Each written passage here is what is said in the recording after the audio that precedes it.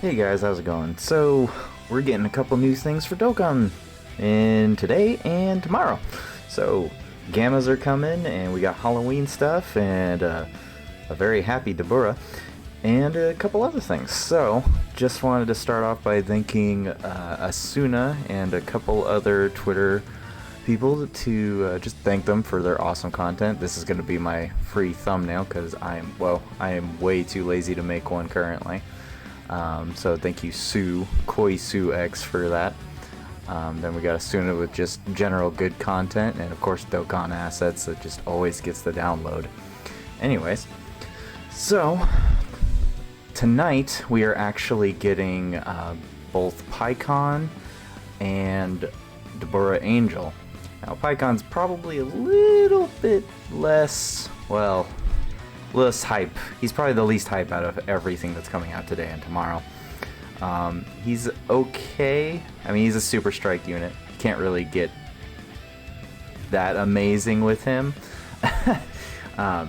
His base is not even anything to really look at. I mean, we want to look at his EZA, and his EZA is still nothing to really call home about.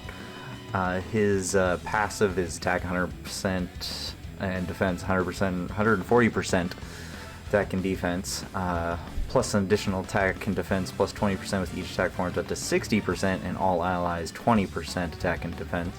Now, just with this alone, he's okay, but the problem is his super attack. He just lowers attack and defense. This is pretty much nothing. If you're just playing general content, then this guy's great. You want to go into Super Battle Road. Heck, I would even argue you could go into an Extreme Super Battle Road with him, and he'd probably do fairly okay just by the fact that he lowers attack and defense on enemies. But not to mention this effect of stunning the enemy, especially in Extreme class, and also lowering them even further with the attack and defense minus 20%. This is a great Super Battle Road unit. It's a great battlefield unit. He is not good enough for Red Zone or for any difficult content. Maybe if there was a specific difficult content that allowed you to lower their attack and defense at first, for Otherworld Warriors or Storied Figures, but otherwise, I don't see the point to him. He's not great. I imagine maybe we'll get some crazy Super Battle Road or even new difficult event, but until then, it's just kind of meh. So, let's go back and take a look at the other unit. Dabura Angel is the new Halloween event that everybody's probably just gonna want to have just to have. I'd definitely say the SSR art is immensely better than the true UR art. By the way, you're probably looking at these medals right here. You'll get about 80 medals just from completing events and missions, so don't even sweat this 104 madness. It's not a big deal. But he's got a attack and defense 104% plus an additional attack and defense plus 10% per superclass allies. Superclass allies get a key plus 2 and attack and defense plus 30%. And I would say he's in the same boat as Pikkon, though. He's not really going to be used in any difficult content. You're going to use him in general content, Super Battle Road, and Battlefield. He's okay, but the main issue all of these free-to-play units are going to have is that if they don't even raise defense on super attack, there's not much of a point.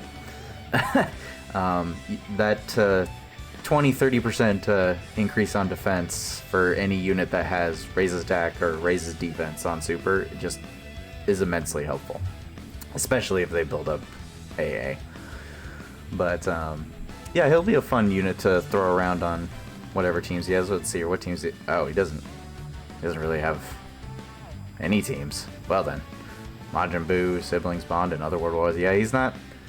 You could throw him in there just for funsies, but he doesn't even have very good link partners. I'd say a maximum of 3 links.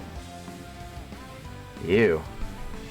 Yeah, he's a fun unit maybe to use just for a challenge or just for the fun of it. But I would say he's not going to do that well. Not at all. Not at all. Maybe next year when he gets an easy A, Ned, maybe he'll be okay. But as of right now, he's just kind of a funny joke unit, which is fine. There's nothing wrong with that. Moving on. So aside from those two, the main reason... Oh, wait. No, wait. We got one more. Hold up. We got Hachan, Aider in Android 17. He's finally getting an easy A. Now, I've been watching a couple of videos on other Dokkan tubers, really looking at this guy thinking he's going to be amazing. And I agree, but I don't agree. He only raises attack on his super.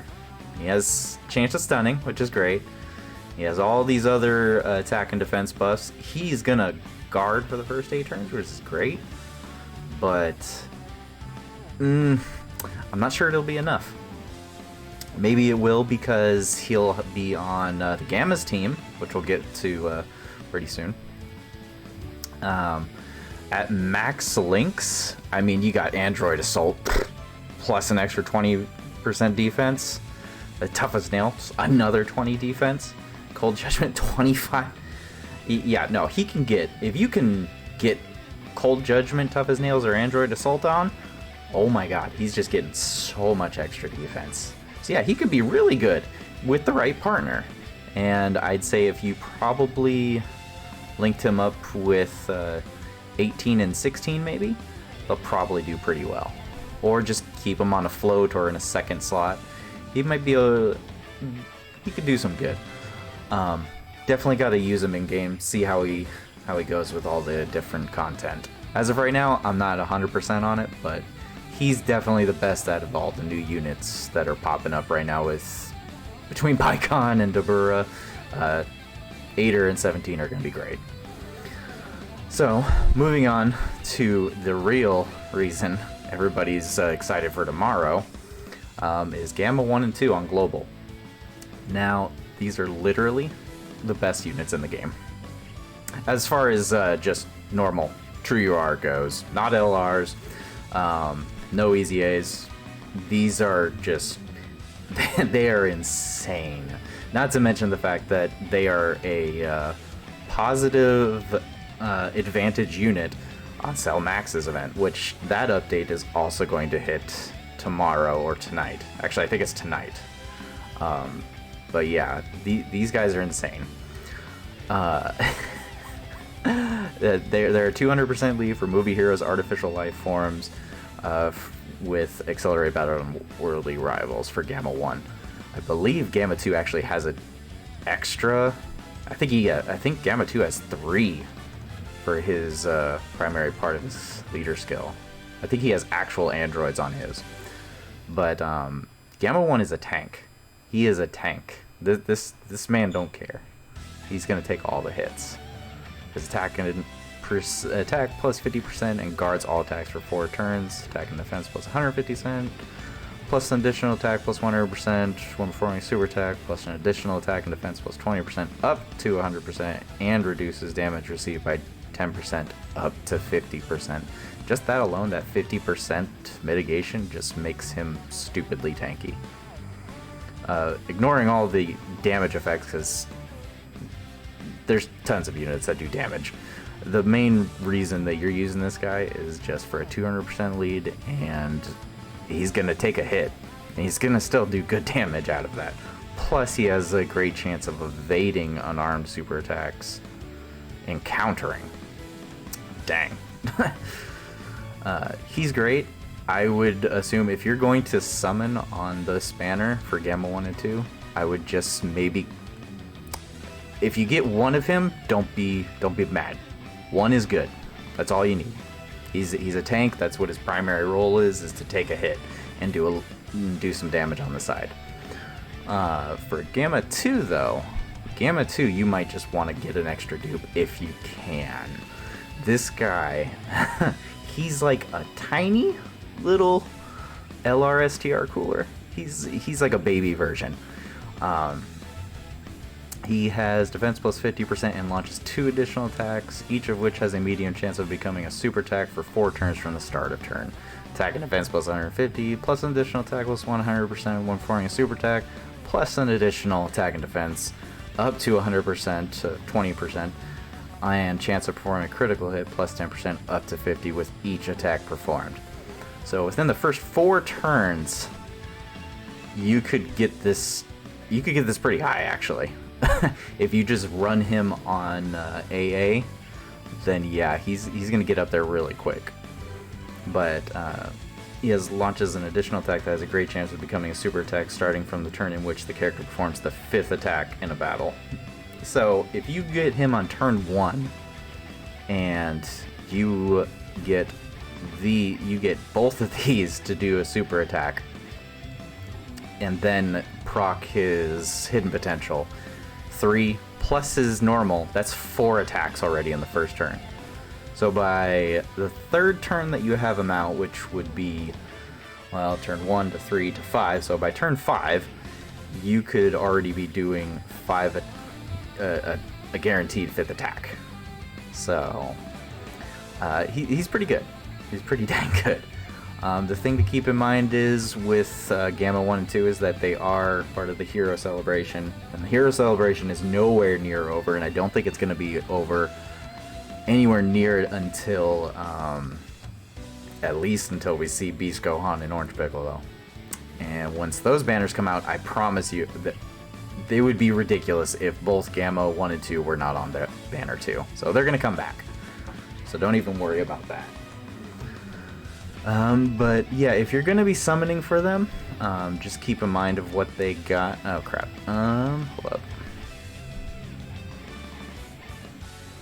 There we go. So their banner is probably gonna be exactly the same as JP's, and JP's isn't bad. You got these 17 and 18. You got Guard Gohan. You got Piccolo and 13 and Broly. I promise you, Piccolo and Broly, their easy A's are coming, like right around the corner. It's gotta happen. It's gonna happen any day. It's gonna happen in the next couple months. At least Piccolo with Orange Piccolo on the horizon. 13, probably not, but 13's literally the worst unit on this banner. You could do worse if you got a 13. It's not a bad summon to go for. I would suggest going for it. Only go really deep if you're not going to go for heroes, because we got Christmas coming up and we all know that that's probably the time frame we're going to see Beast Gohan. My assumption is anyways, at least for JP. I don't know about Global. We can hope. But yeah, I would highly suggest summoning on Gamma 1 and 2, because the only other units we could get on Global, I mean, the only other units we could get right now would be the Resurrection of Blues, which I can't even find them on here. But they're just not going to be any good. Power creep really came up on Resurrection of F units, like really bad, like really bad. Where are they? Oh yeah, right here. They are not doing good. they are not doing good. They got power creeped really hard. They're cool, and if you love this unit, you love Super Saiyan Blue, you love that movie, go ahead and summon for them. But otherwise, it's a hard pass. So guaranteed, the only things you should be saving your stones for is Gammas, Heroes, and if you really want to go in on the very poor banner for Vegeta and Trunks, you can definitely go for that. But Vegeta and Trunks' banner is really bad.